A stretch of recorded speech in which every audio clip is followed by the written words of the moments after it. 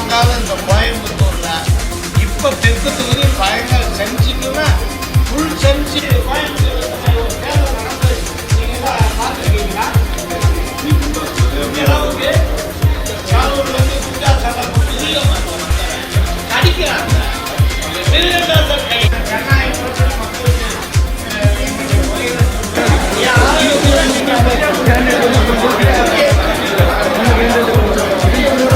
ஒரு செய்தி கேட்டேன், இப்ப வரை எனக்கு நீங்க பதில் சொல்லலாம்.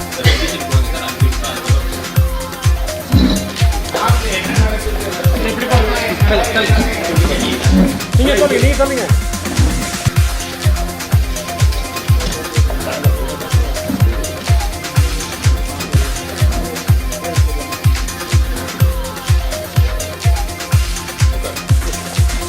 அப்படியே வெளில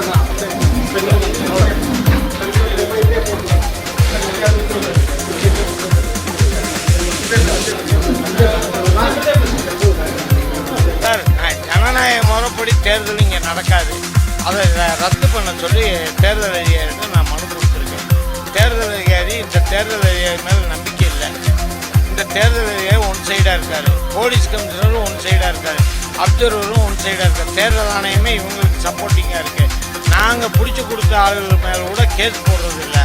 அது சிஎஸ்ஆரை மட்டும் போட்டு கொடுத்து பணத்தை எல்லாம் கொடுத்துட்டு வெறும் சொற்ப பணத்தை வச்சுக்கிறாங்க. இப்போ நாங்கள் சொன்னால் அது அந்த அமௌண்ட்டுக்கெல்லாம் தேர்தல் நாங்கள் ₹1 கொடுத்தாலும் தப்பு தானே.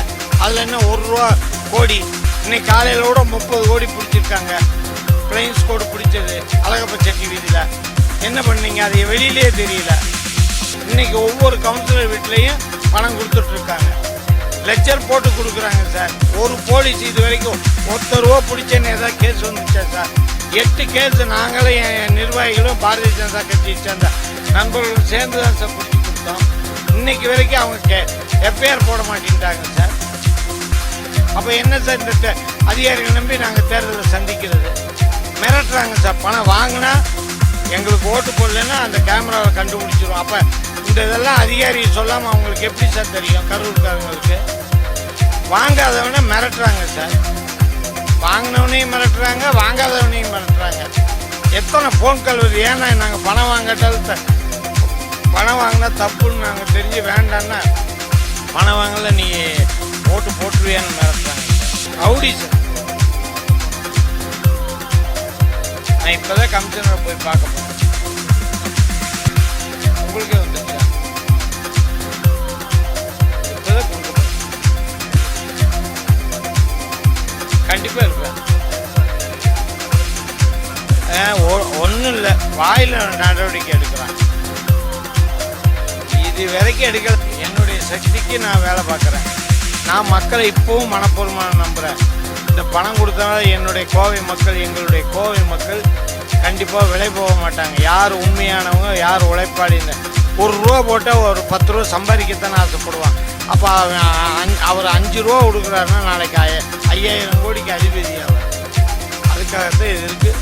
அதனால் நாங்கள் மக்களை நம்புகிறோம். மக்கள் தான் எங்களுக்கு எஜமானது.